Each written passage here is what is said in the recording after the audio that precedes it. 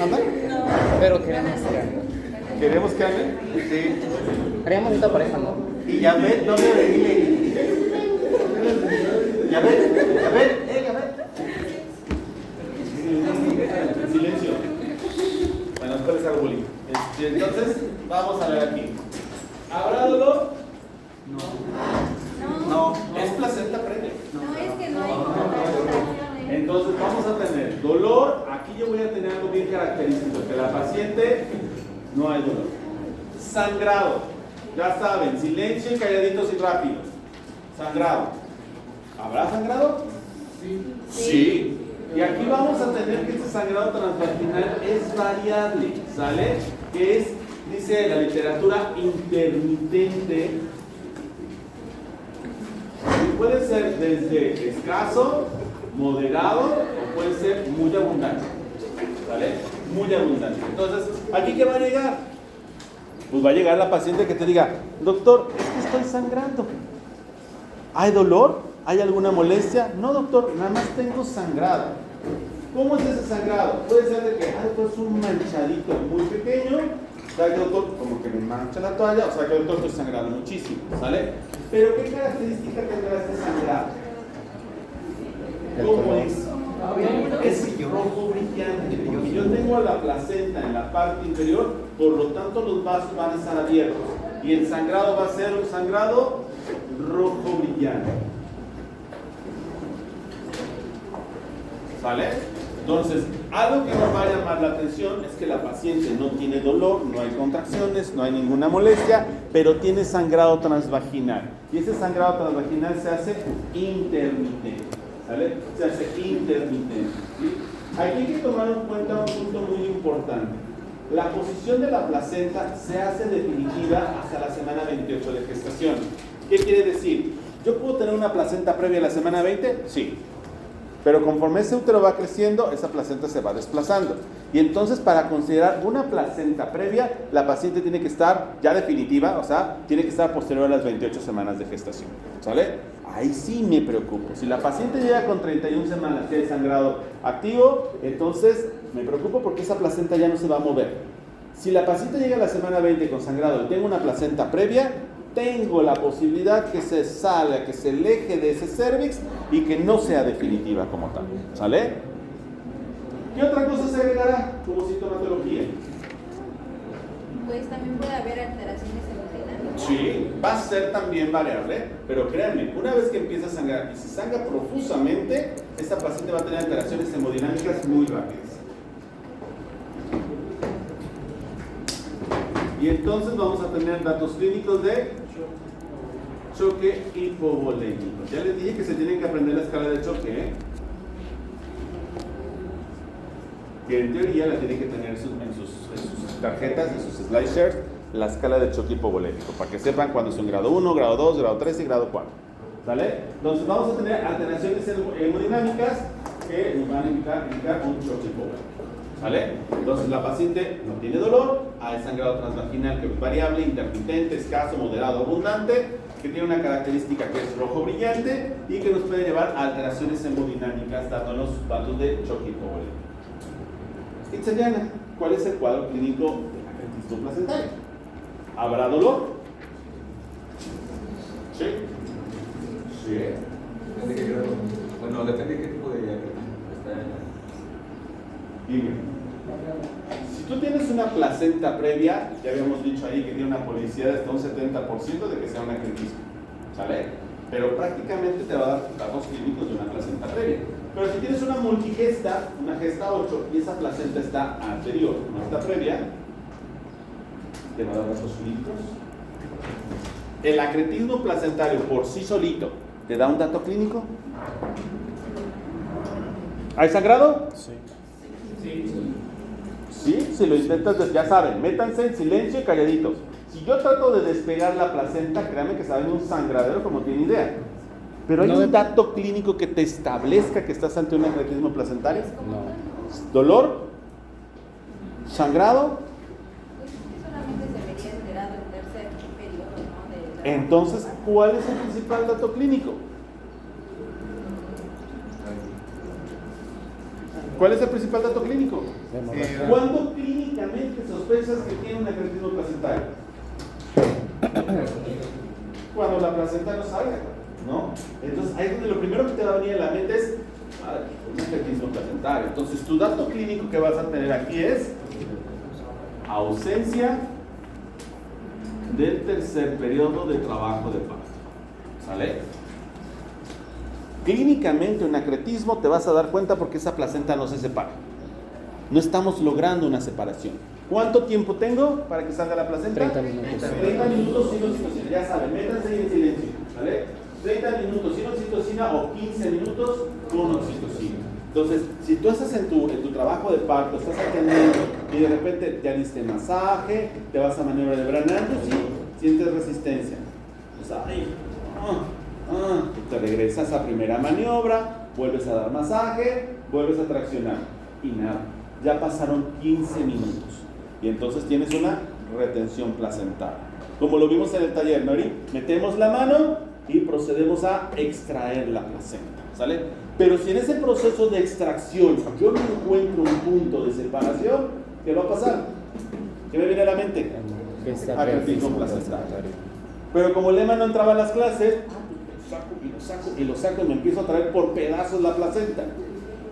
¿Qué creen que pase? Ahora sí voy a tener hemorragia, y hemorragia intensa. Porque hay quien, te digo, me ha pasado, que llegan a los hospitales súper chocados los pacientes, ¿pero por qué? Porque trataron de despegar la placenta y la sacaron a pedazos. Y ese sacar a pedazos nos lleva, ahora sí, al sangrado y alteraciones hemodinámicas. Pero por sí solito, el acretismo placentario no te va a generar hemorragia. Simple y sencillamente no se va a despegar la placenta. Va a haber una ausencia del tercer periodo de trabajo de parto. Desprendimiento. ¿Habrá dolor? Sí. ¿Poquito? ¿Más o menos? Dependiendo del grado. Aquí sí vamos a tener, como nos dice Emma, si yo tengo un grado 1, normalmente en un grado 1, ¿cuánto decimos que es el Menos del porcentaje de separación? 25%. De 20 al 25%. Entonces, muchas veces un desprendimiento grado 1 es un hallazgo. La paciente no tuvo dolor, no tuvo algún sangrado activo, la paciente a lo mejor había de repente como que se taquicardizaba el bebé, pero se recuperaba, y hasta que sacaste la placenta y le ves un coagulón ahí, ¡ay! Se me estaba despegando la placenta, ¿sale? Pero normalmente un grado 2 o un grado 3, el dolor va en aumento. Y aquí es muy importante porque ese dolor es tan intenso ya que hace una hipertonía uterina, ¿sale? Lo que nos da un útero, dice así la literatura, leñoso, duro. No tenemos esa relajación. Doctor, es que tengo muchísimo dolor, la palpas y está duro ese útero, ¿sale? Entonces, es un útero leñoso que te habla de un desprendimiento de más de un grado 2 a un grado 3, ¿sale? Porque está generando mucho dolor. ¿Habrá sangrado? Sí. Sí, pero es caso. Puede haber sangrado escaso, ¿por qué? ¿Dónde tenemos el problema? Entre la placenta y el útero. Entonces, se está despegando y hay un sangrado localizado. Normalmente, ¿qué va a hacer esa sangre si no puede salir a esa vagina? Pues busca dónde. ¿Y qué es lo que va a hacer? Se mete dentro de la musculatura uterina, ¿sale? Y entonces, al meterse dentro de los músculos, ¿qué va a suceder? Pues que ese útero empieza a tener o a perder contracción. Y se hace un útero de Cavalier, flácido, todo amoretado, como golpeado, porque la sangre se empezó a infiltrar, ¿sale?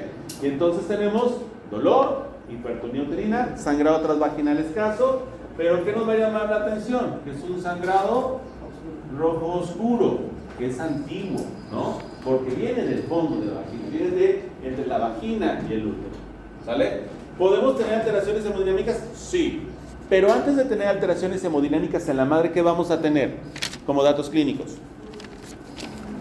Acuérdense que estamos en la clínica. ¿Qué vamos a tener?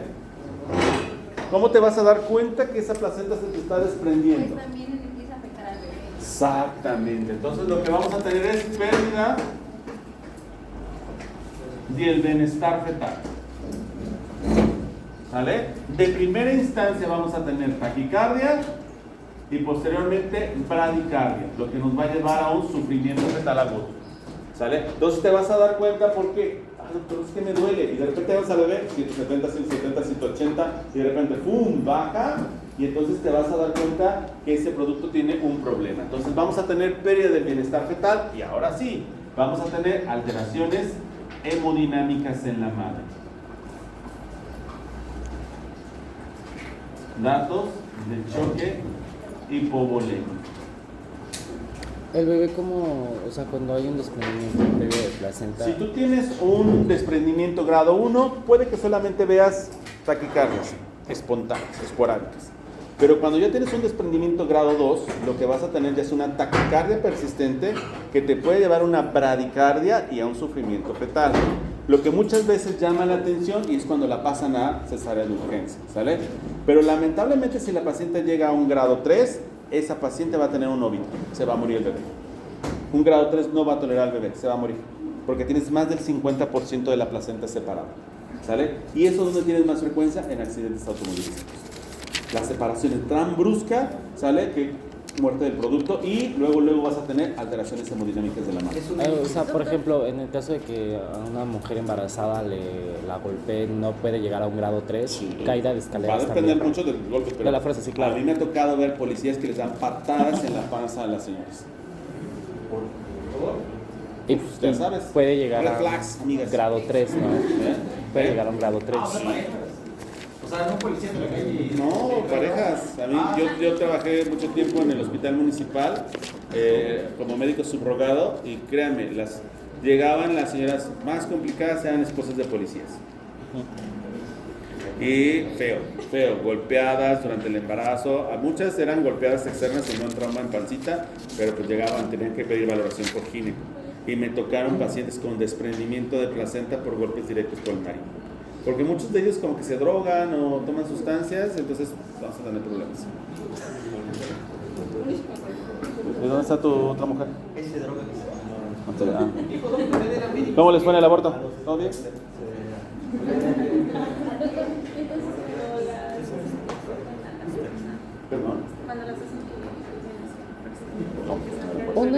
Bueno, Hay que las tener cuidado, maneras- porque, por ejemplo, acuérdense que dentro del desprendimiento tenemos lo mecánico, lo traumático. Entonces, una maniobra de Christeller mal elaborada te puede llevar a un desprendimiento o incluso una ruptura uterina. ¿Sale? Literal. Una maniobra donde golpees tan fuertemente o te subas sobre la paciente, puedes romper el útero o provocar un desprendimiento. Es una maniobra mecánica. Por eso todo tiene su chiste y un porqué. ¿Sale? Entonces, esto nos va a llevar a alteraciones hemodinámicas, choque hipovolémico. Y acuérdense, las tres: el acretismo, pues clínicamente el puro acretismo, ausencia del alumbramiento. Pero si logramos o queremos despegar esa placenta, créanme, va a tener muchísimo sangrado, muchísimo. ¿Sale? Y se va a volver una alteración hemodinámica y nos va a llevar a un choque hipovolémico. ¿Sale? Diagnóstico. ¿Cómo hago mi diagnóstico de placenta previa de acretismo y de desprendimiento?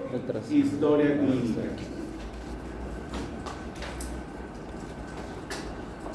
Y aquí hablamos de mis factores predisponentes, ¿no?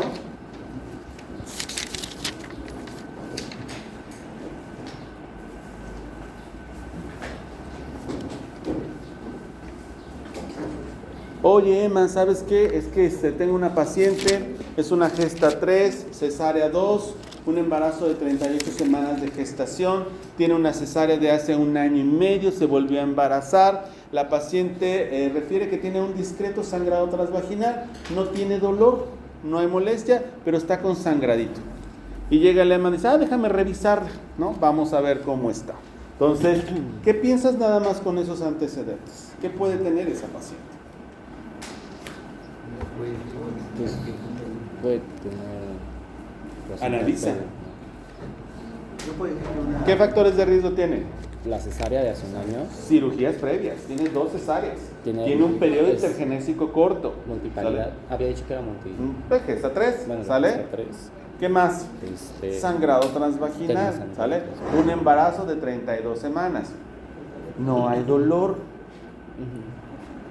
¿Qué sospecho? Y placenta previa. ¿Puedo sospechar de un acretismo? No. Todavía no. ¿Puedo sospechar de un desprendimiento? No, porque el dolor no porque no hay coincide. dolor. ¿Sale?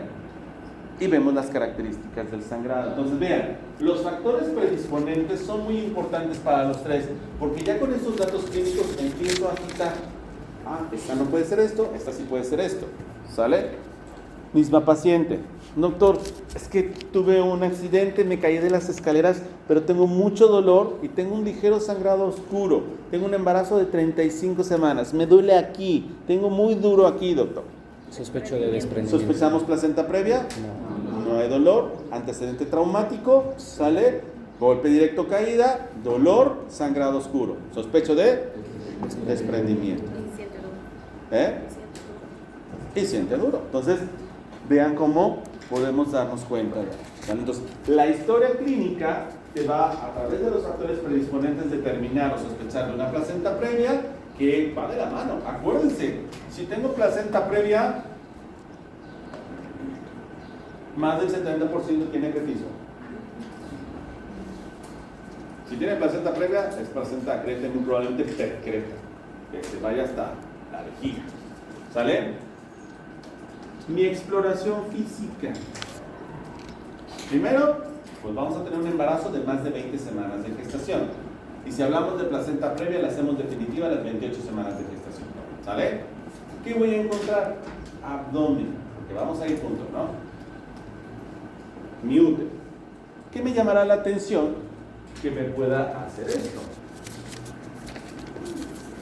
Ya tenemos la historia clínica, los factores predisponentes. Ahora, cuando la exploro, ¿qué encontraré anormal que me haga sospechar de una placenta previa, de primera instancia? Que esté abultado en el segmento inferior. ¿Que esté abultado el segmento inferior? No. Y hay un ralentimiento en el fondo del útero, porque si no está ahí la placenta, pues no hay como la suficiente. ¿Dónde está la placenta? ¿Hasta luego? Bueno, no necesariamente. En una placenta previa, ¿dónde está la placenta? Está en el segmento En el inferior. segmento inferior. Pregunto, ¿hay espacio para que un bebé se encaje? No. Entonces vamos ¿Estará a sentir. pélvico o cefálico? No, pues es que no No. sabemos por qué está la placenta No. ahí. ¿Cómo vas a encontrar ese bebé? Hasta el fondo uterino. Lo vas a encontrar transverso u oblicuo. Entonces vas a tener presentaciones anómalas. ¿Sale? Normalmente no vas a encontrar un producto cefálico o podálico. Entonces, si llega la paciente que está 2 cesáreas previas, con discreto sangrado transvaginal, sin dolor, y que al momento de que esperas abdomen el producto está transverso, se está diciendo que no se ha encajado. Hay algo que obstruye el encajamiento. ¿Vale?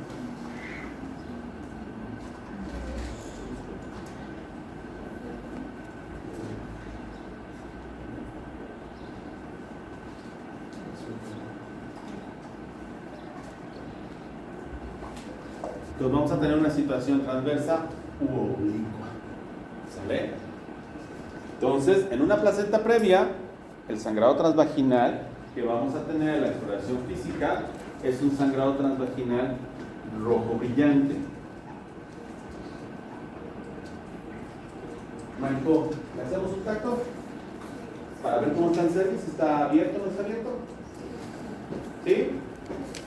Galván, ¿qué piensa? ¿Le hacemos un tacto? Misma paciente, te llega, es una señora de 41 años, una gesta 3, 2 cesáreas previas, tiene una cesárea de hace un año, ¿vale? Y viene porque tiene 33 semanas, tiene discreto dolor, sangrado, la revisas, producto transverso, necesitas saber qué está sacando, ¿no? ¿Le hacemos un tacto? ¿Le hacemos tacto? José, ¿le haces tacto? No, es que yo creo que podemos dañar la placenta y puede producir hemorragia. Exactamente. Entonces, todo te está diciendo que puede ser una placenta previa. ¿Dónde está ubicada la placenta? En el orificio cervical. Si yo hago un tacto y trato de introducir mi dedo, ¿qué puedo hacer? Despegar esa placenta y provocar mayor cantidad de sangrado. Por lo tanto, el tacto vaginal está totalmente proscrito. No lo puedo realizar. Pero ¿cómo sabemos si a lo mejor tiene un pólipo? Que a lo mejor está sangrando porque tiene un pólipo endocervical. Tienes que hacer una especuloscopía. Tienes que hacer una revisión armada. Yo necesito ver ese cervix. ¿Sale? Porque puedo tener un pólipo, puedo tener cáncer cervicuterino y estar sangrando por el cáncer cervicuterino. O sea, yo necesito observar, pero no debo tocar. Voy a colocar un espejo suavemente y voy a visualizar ese cervix. Normalmente lo que vas a ver es que si el cervix está cerrado, pues literal, que veas salir el sangrado rojo brillante a través del cervix. Está sangrando de ahí, ¿vale? Si logramos ver, o a lo mejor que está entreabierto, pues vamos a ver como una especie de albondiguita o de rojo en el orificio cervical. Entonces dirás, estoy ante un probable acretismo placentario. ¿Vale? Perdón, tengo una probable placenta previa. Entonces vamos a ver la historia clínica, la exploración física y ahora laboratorio. ¿Pedimos cuantificación de hormona? Víctor, ¿qué piensas? ¿Pido cuantificación de hormona?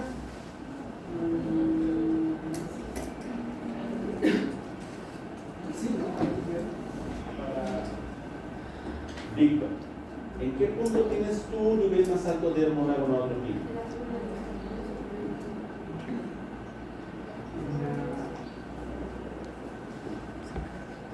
José, ayúdale. ¿En qué semana tienes tu pico más alto de hormona gonadotropina? Creo que semana 6, 8. En las 12. En la semana 12 nos hace un pico máximo y posteriormente hace un descenso o meseta. Entonces, ¿será de utilidad para la patología después? No, no tiene nada de utilidad. Entonces, ¿pedimos hormonas? No. ¿Pedimos progesterona? ¿Sale? ¿Qué pedimos? Laboratorios. Aquí sí va a ser importante. Laboratorios, tengo que ver cómo está la hemoglobina, tengo que ver cómo están las plaquetas, tengo que ver cómo están los tiempos de coagulación, tengo que ver cómo están las pruebas de funcionamiento hepático y la función renal. ¿Sale? ¿Por qué? Porque lamentablemente también tengo coagulopatías, ¿sí? Y puedo tener ahí un factor que esté provocando sangrado y no necesariamente sea una placenta previa. Entonces tengo que tener laboratorios básicos. ¿Sale? ¿Y aquí qué voy a tener más en gabinete? ¿Cuál va a ser mi gold estándar? Ultrasonido. Y el ideal es un transvaginal para hacer una observación directa del orificio cervical. ¿Sale? Y valorar la presencia de la placenta ocupando el orificio. ¿Sale? Pero aquí es muy importante. Estamos hablando que la placenta previa tiene una gran posibilidad, o sea, más de un 70%, de hacer un acretismo placentario. ¿Qué tipo de ultrasonido sería el ideal?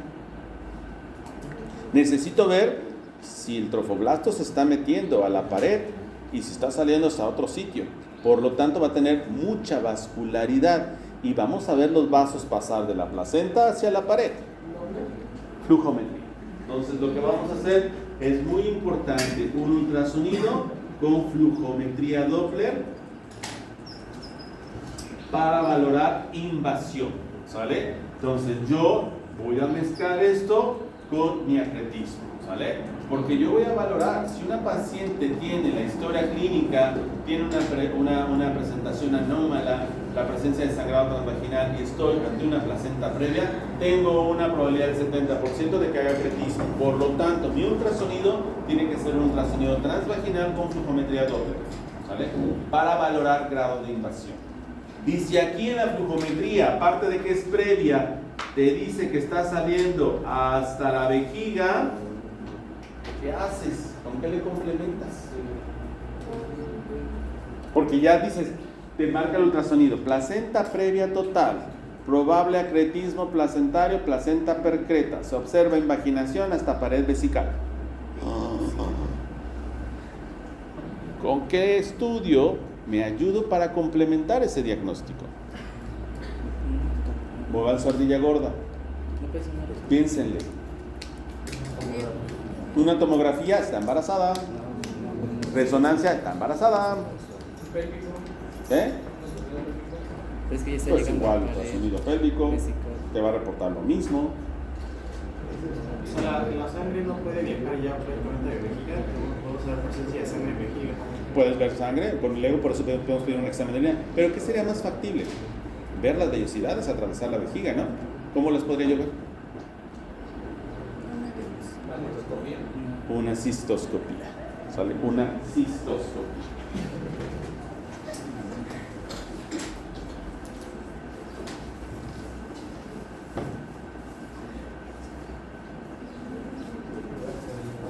una cistoscopía con toma de biopsia.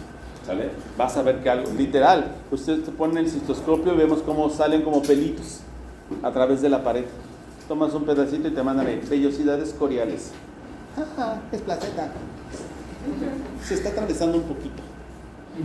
¿Vale? Un pequeño detalle, ¿no?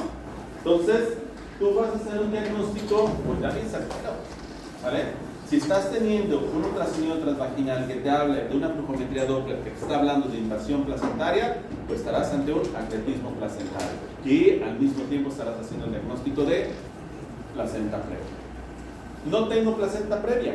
¿Cómo hago el diagnóstico de acretismo?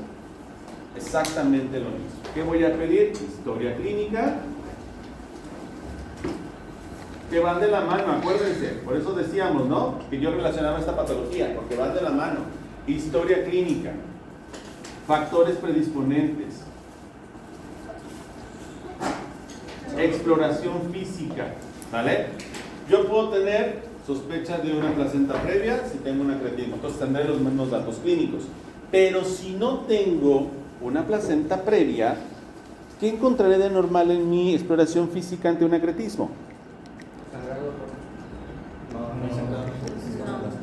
Acuérdate, si no tengo una placenta previa, porque si tengo placenta previa, pues es lo mismo. Pero si estoy ante la sospecha de un acretismo y no tengo placenta previa, en la exploración física, ¿qué voy a encontrar de normal? Cuando hace la revisión, No hay punto de separación.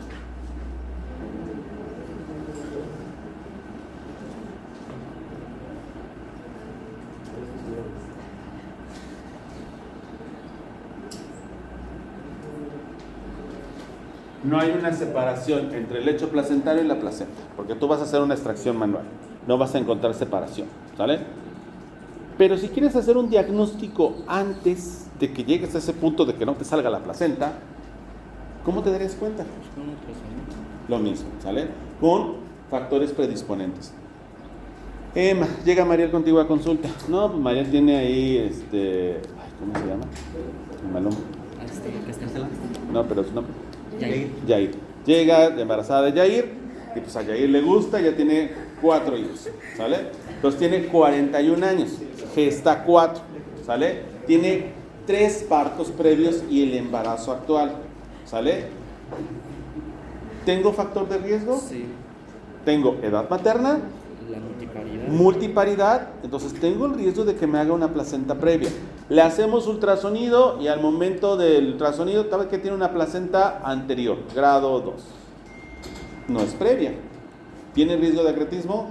Sí, lo sigue teniendo. Por lo tanto, hay que especificar un ultrasonido con flujometría Doppler de inserción placentaria y valorar que no está haciendo acretismo placentario. También aquí va a importar el antecedente heredofamiliar. Entonces le podemos preguntar a la persona. Acuérdense que dentro del acretismo placentario entra el factor genético. Ajá. ¿Sale? Entonces, si yo tengo que mi mamá hizo placenta previa, acretismo placentario, pues voy a tener que tengo también acretismo placentario. ¿Sale?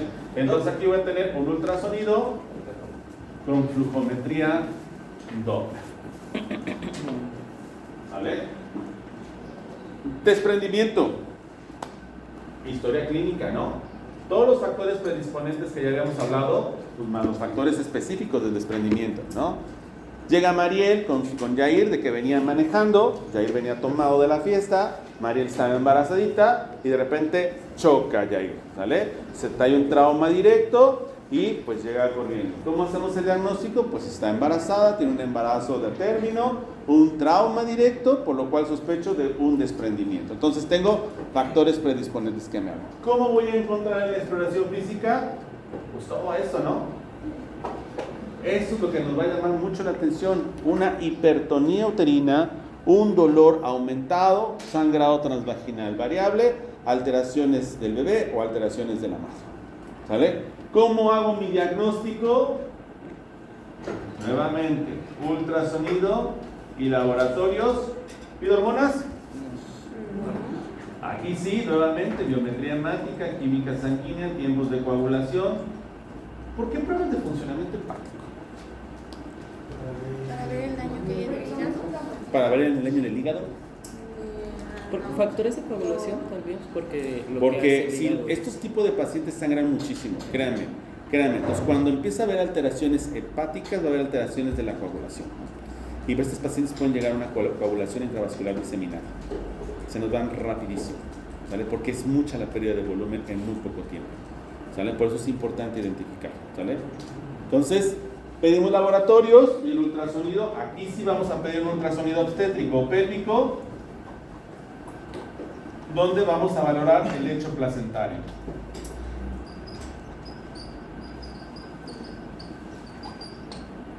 Donde vamos a valorar el lecho placentario. ¿Qué voy a encontrar? ¿Se acuerdan que les hablábamos de términos de ultrasonido? Decíamos que el oscuro, que era agua o líquido, ¿cómo es? Anecoico. Anecoico. Entonces vamos a ver un espacio anecoico entre la placenta y el útero. Vamos a ver un coagulote grande, ¿no? Y entonces, o vamos a ver cómo ese espacio negro se empieza a meter en la musculatura uterina, que te hablará de un desprendimiento, ¿sale? Ultrasonido, ¿sale? Treatment. ¿Qué le vamos a hacer de tratamiento? Cesárea. Placenta previa. Va a depender mucho del estado hemodinámico y de todas estas características. Pero aquí normalmente yo tengo una posibilidad muy alta de que esa placenta te haga acretismo placentario. Por lo tanto, mi rutina, mi tratamiento va a ser interrupción del embarazo,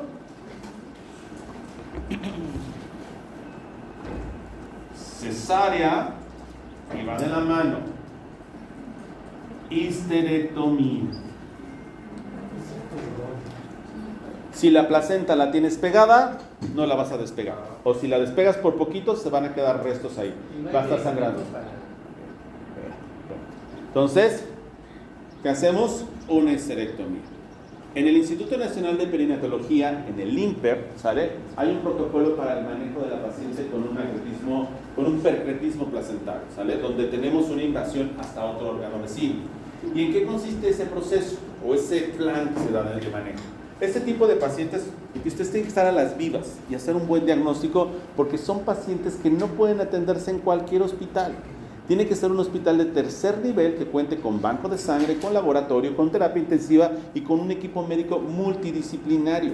Porque créanme, o sea, se les bajan los calzones cuando abran y ven el lecho donde está la vejiga y la placenta, así como si fuera esa cabeza de medusa, porque todos los vasos sanguíneos sobre el segmento uterino inferior, de que sale de la placenta. Entonces, eso lo tocas y empieza a sangrar como no tienen ni idea. ¿Sale? Se los deseo de todo corazón. Gracias. Quiero que les toque una hemorragia pulmonar su primer día de internado, se los decreto a todos. ¿Sale? Luego la bruja. ¿Sale? Entonces, ¿qué consiste? Realizan una cesárea corporal. La placenta se deja, no se procede a una extracción de placenta. El cordón umbilical se pone un catéter. Obvio que se hace un cierre de la pared uterina, se deja saliendo el catéter, el cordón umbilical, con un catéter hacia la arteria umbilical, hacia la vena umbilical, perdón, y lo que se hace es, se empaqueta, se pasa a la paciente a terapia intensiva y se hace una infusión de metrotexato. ¿Sale? ¿Para qué? Para reducir la invasión del tumor. Generalmente se deja de 48 a 72 horas en la terapia intensiva con una vigilancia hemodinámica bajo infusión de metrotexato y reducir la invasión de la placenta. Posteriormente la paciente entra a un segundo tiempo a histerectomía. ¿Sale? Se quita útero, pero con un mayor riesgo de morbilidad. ¿Por qué? Porque a lo mejor entramos, se separa la vejiga y se saca el útero, nada más. Pero si yo tengo una placenta previa percreta, imagínense, entra a una cistostomía, se quita el pedazo de vejiga que esté tomada por la placenta. Y si hay una invasión muy grande, imagínense quitarle casi media vejiga a la paciente, ¿sale? Se quita el útero, podemos haber adherencias intestinales, se puede ir al intestino. Entonces, la morbilidad es muy alta con esas pacientes. Independientemente de que vivan, el daño que vas a dejar en esas pacientes es muy alto. Por lo tanto, se busca reducir esa invasión placentaria a través, como si fuera un tumor. Obvio que no lo podemos hacer con el bebé. Cuando tengo un embarazo pequeñito, como una mola, como un aborto, un ectópico, sí puedo poner metrotexate porque el producto no es viable. Pero aquí estoy teniendo productos a término.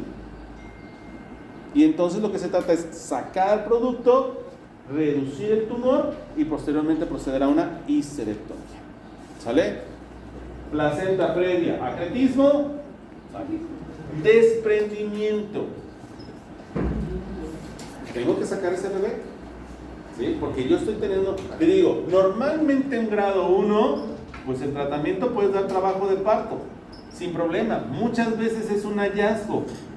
¿Qué quiere decir? Ni siquiera me di cuenta que tenía como que quería desprenderse la placenta. Hasta que sacan la placenta y le ven un coagulín ahí, entonces piensas, sabes que tengo un desprendimiento. Es grado 1, das parto. Con mayor facilidad que con un... Sí. No, te vas a dar cuenta hasta que saques la placenta y le veas un coágulo.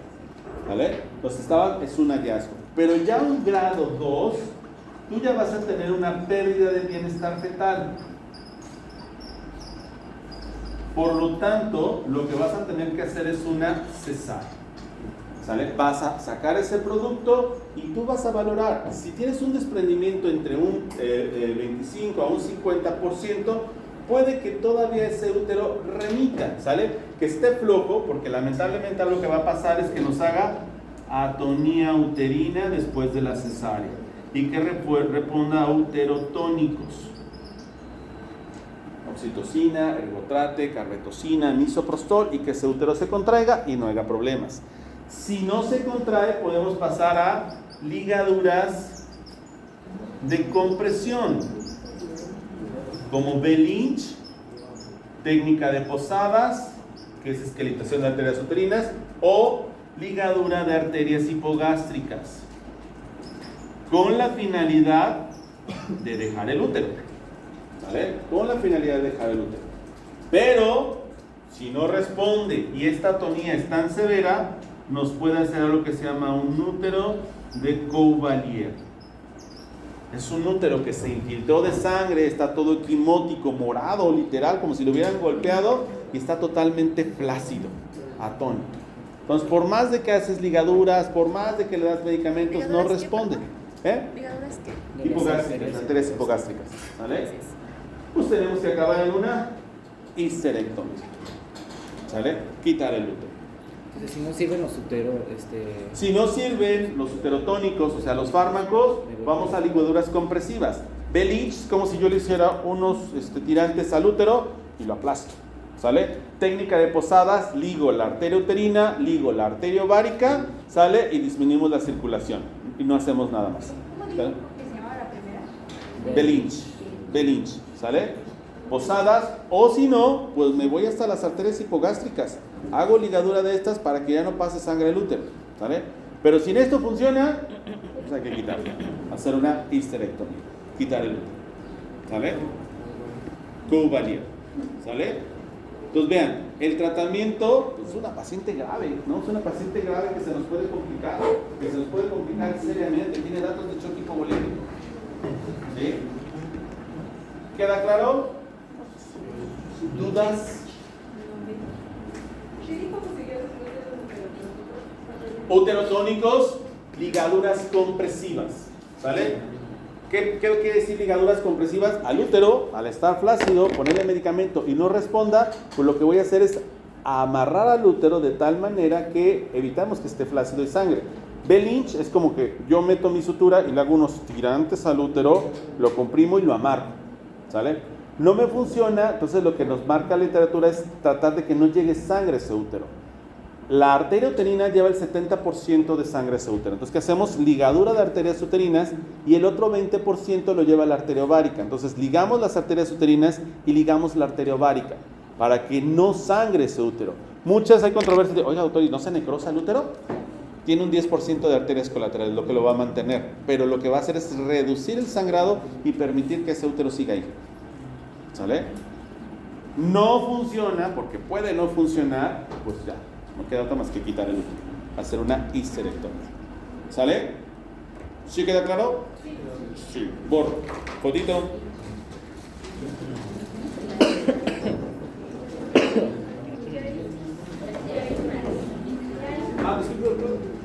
Tres dudas.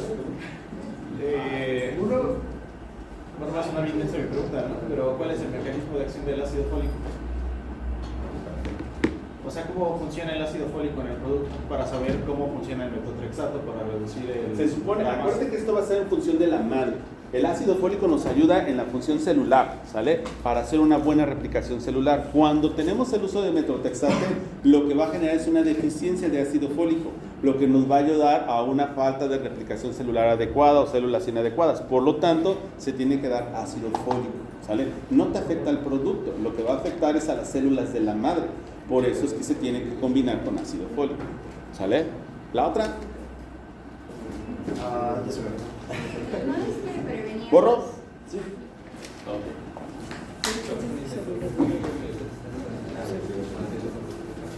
Les voy a hacer ¿cómo se llama que dicen? No hablen nada más para socializar, por favor. Nada, tenía duda de si realmente actuaba tan rápido el metotrexato para reducir la cantidad de células. Sí, se tiene que hacer. Además, no va a ser un proceso de poquita dosis. Cuando tienes un embarazo, creo que es una dosis alta. Ok. Vamos a nuestro siguiente tema, que es la hemorragia puerperal. Nos quedan dos temas, que es la inversión uterina y la ruptura uterina. Yo acabo esto y ya les toca a ustedes, ¿sale? Ya, las siguientes unidades ya les toca exponer a ustedes, ¿sale? Los dos temas chiruleros. Acabamos la próxima semana y antes de vacaciones terminamos. Yo acabo esta semana con esto. Y acabamos toda la unidad 4, que es hemorragia, ¿sale? Pero la otra semana en concreto. Sí, por eso. Pero la que viene, tenemos toda la semana antes de irnos de vacaciones.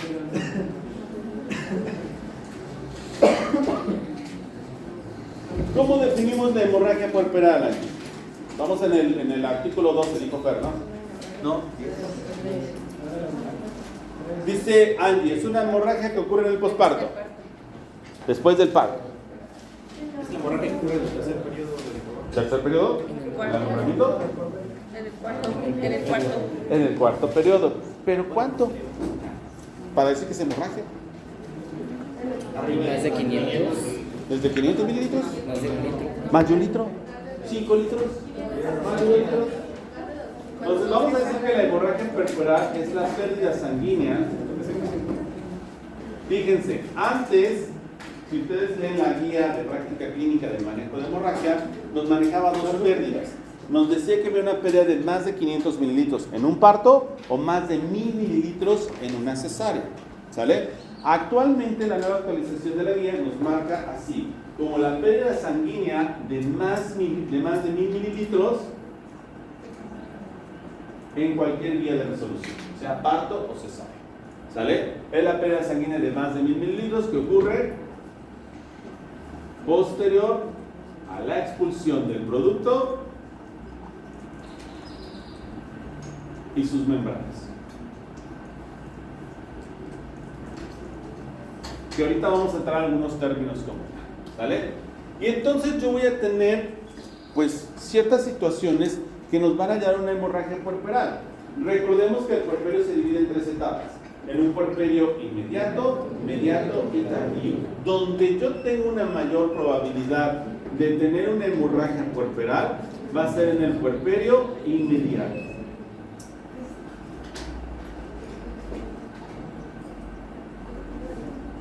Y aquí estamos hablando de las primeras 24 horas.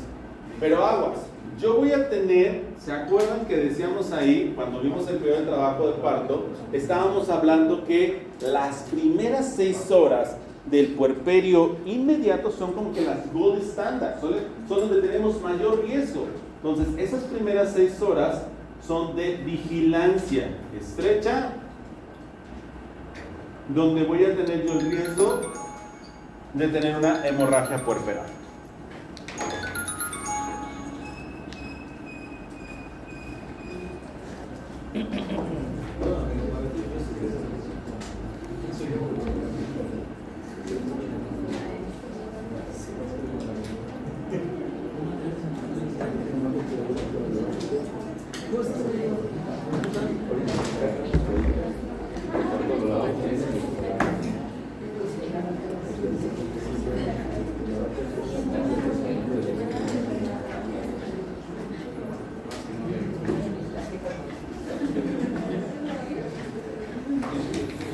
Entonces, las primeras 6 horas es donde yo voy a tener pues el mayor riesgo de una hemorragia puerperal, ¿sale? Son las primeras 6 horas del puerperio inmediato.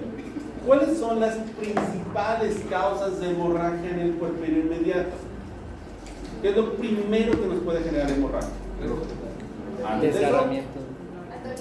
Atonía uterina. Entonces, yo voy a tener que una de las principales causas de hemorragia es atonía uterina. ¿Sale? Segundo,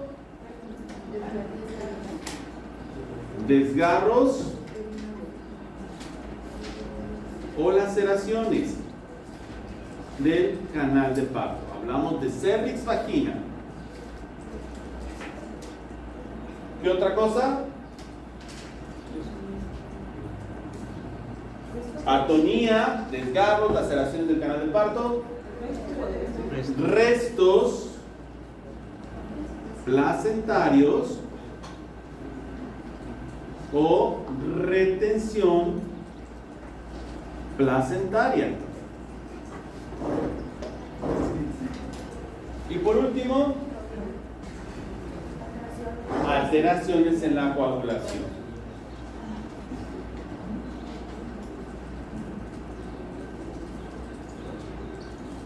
Entonces, lo primero que vigilo es que mi útero no pierda tono, ¿sale? Tenemos una atonía uterina, ¿sale? Segundo, que yo no tenga desgarros o laceraciones del canal del parto. Y aquí entran dentro de los desgarros y laceraciones lo que es la ruptura uterina y lo que es la inversión uterina. ¿Sale? En los restos placentarios y retención placentaria, pues nos entra lo que es el acretismo placentario. ¿Sale? Y alteraciones de la coagulación, podemos tener desde afectaciones como síndromes hematológicos, ¿sale? Hemofilias, puedo tener incluso dengue, que tengo un dengue hemorrágico y la paciente está embarazada, que me pueda generar alteraciones en la coagulación. ¿Sale? Pero ¿qué es lo primero que tengo yo que hacer ante una hemorragia puerperal? De repente está... ay, se me olvidó tu nombre. ¿Tu nombre pasó? Yair. Está Yair atendiendo el parto, sale bien entrado, llega la Mariel, ahí estaban de guardia, sale, él saca el producto, está alumbrando, y la Mariel está haciendo plática, piojitos, sale, y pues está revisando, ve que sangra, le pone la compresita porque no ve, quiere reparar su servicio, le pone un tapón, y ve que no sangra, y de repente Mariel le dice, oye, ¿no está sangrando tu paciente? Porque vemos cómo la cubeta está llena de coágulos, sale, y abajo. Y el Jair, como estaba embelesado con la María, pues dice, ¿sabes qué? Pues no, es que no veo bien. Y ya cuando ve, tiene ahí como 5 compresas. ¿Se dio cuenta? Entonces, ¿qué es lo primero que tengo que hacer yo ante una hemorragia puerperal? Identificar, ¿no? El primer punto es identificar que estoy ante una hemorragia puerperal. ¿Y cómo sé que estoy ante una hemorragia puerperal? ¿Por ver la sangre? La María llega al de ahí y le va a decir, no para eso porque no identificaste que hay una hemorragia puerperal. ¿Sale? ¿Cómo te vas a dar cuenta, María? ¿Por las gasas? ¿Por qué? Signos vitales. ¿Sale? Aquí es muy importante. Yo voy a identificar mi pérdida sanguínea a través de los signos vitales. ¿Sale? Y esos signos vitales, ¿cuántos se tienen que checar en sala de expulsión? Quedamos 15 minutos. Cada 15 minutos tenemos que checar los signos vitales. Y por lo tanto, ¿aquí qué me va a servir para poder saber que tengo un problema de sangrado? No, bueno, tensión arterial. La escala de choque hipovolémico. Emma, dime los grados de choque hipovolémico. Son 4, ¿no? Son 4. Grado 1, grado 2, grado 3, grado 4. José, ¿cuál es la pérdida sanguínea de un grado 1? Por encima de 500 mililitros y debajo de 1 litro. 750. Grado 2, Víctor. De 750 a 1500 mililitros. Grado 3, Víctor. De 1500 a 2000 a más de 2000 mililitros. ¿Sale? Y entonces yo voy a tener, pues, mi presión arterial, voy a tener mi frecuencia cardíaca, voy a tener mi frecuencia respiratoria, voy a tener mi temperatura, voy a tener mi uresis y voy a tener mi estado neurológico, ¿no? Para que yo pueda avalar la escala de choque. ¿Ok? Entonces, grado 1. Galván, ¿cómo estará la presión? ¿Normal? Dime los rangos normales de la presión arterial. ¿Cuánto en la diastólica y cuánto en la sistólica? Dice ahí el Galván, 120, 80. Pero ¿cuánto es mi tope en 120 para decir que es hipertensión y cuánto para decir que es hipotensión? Porque entonces si tú manejas una presión de 110 y te tengo 120, ¿estás hipertensa? Si está hipertensa tiene que ser 130. Más menos 20, si José maneja una TA de 110, 130, ¿ya es hipertensión? Acuérdense niveles de hipertensión en la mujer embarazada. Si hablamos de hipertensión en un paciente, lo vimos en Pharma, ¿cuándo era un grado 1 de hipertensión? Lo vimos en Pharma. La nueva clasificación nos decía, de la New York Heart Association, nos marcaba que no dábamos tratamiento farmacológico en un grado 1, porque era bien chirulero. Una TA por arriba de ¿cuánto? Por arriba de 130. 135, 85. ¿Sale? Y que a partir de un grado 2, que era 140, 90, iniciamos tratamiento farmacológico. Pero en la mujer embarazada, la hipertensión arterial es de 140, 90. Anteriormente, cuando hacíamos la clasificación de los estados hipertensivos, decíamos que, por ejemplo, de repente, Mariel, pues manejaba una TA, doctor, yo siempre tengo TA de 160. Y entonces nos decían los estados hipertensivos, si tú tienes una diastólica por arriba de 20 mililitros, consideramos hipertensión. Mariel, que siempre tenía 100, si tiene 120, ya tiene datos de hipertensión, y no es así. Se hicieron varios consensos y se descubrió que la paciente tiene un daño como tal a partir de una TA de 140-90. Entonces tengo como una máxima, o para llamar hipertensión, 140 de inicio. Y para una hipotensión, Menos de 70. menos de 60, Menos de 80. No, más de 70. 100, Menos de 80. menos de 90. ¿Sale? Hablamos de mi presión, ¿qué? ¿Sistólica o diastólica? Sistólica. Mi diastólica, para decir que es hipertensa, decimos que es 140-90.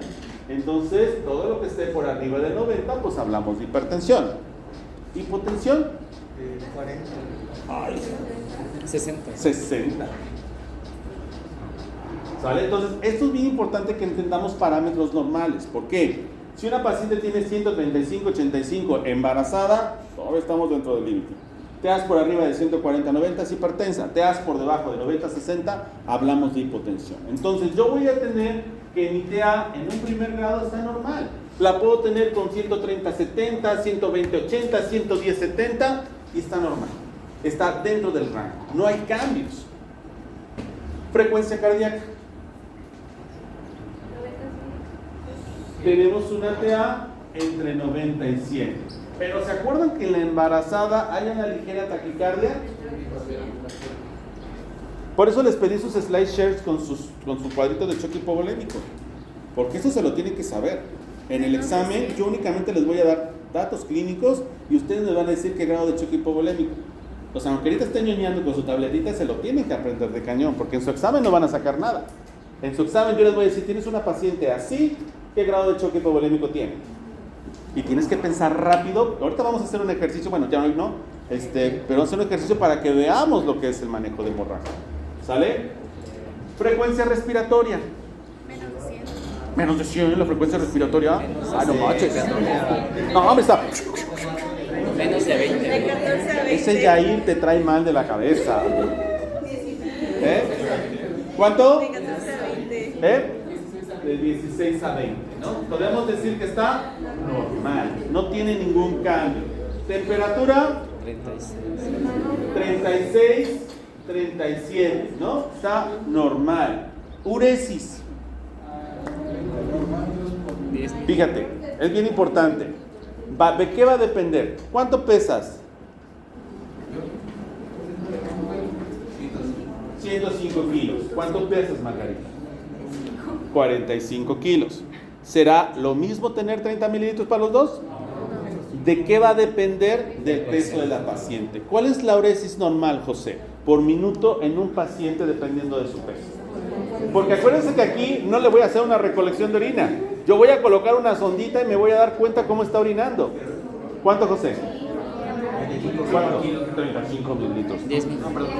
A ver, de ahí. Así, ponte así que puedes mucho con la mano. ¿Cuánto? Nos va de 0.5 a 1, ¿sale? Por lo tanto, ya conozco su cerebro, dejémoslo a 1 mililitro por kilo, ¿vale? Entonces, ¿por qué? Yo voy a saber que él pesa 104 kilos. ¿Cuánto me tiene que estar orinando por minuto? 100 mililitros, ¿sale?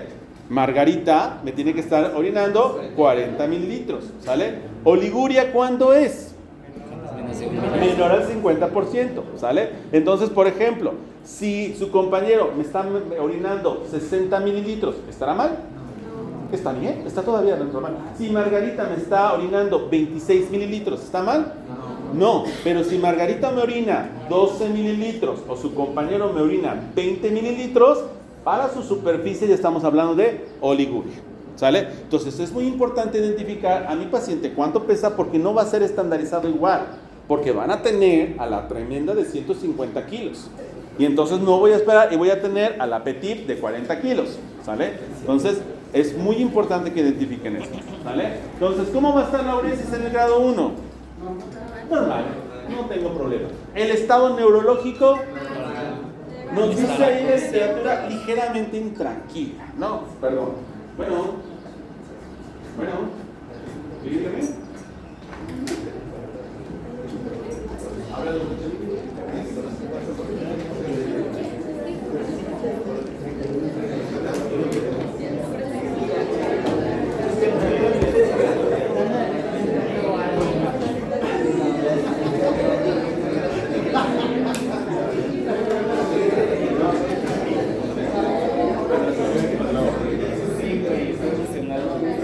¿Ok?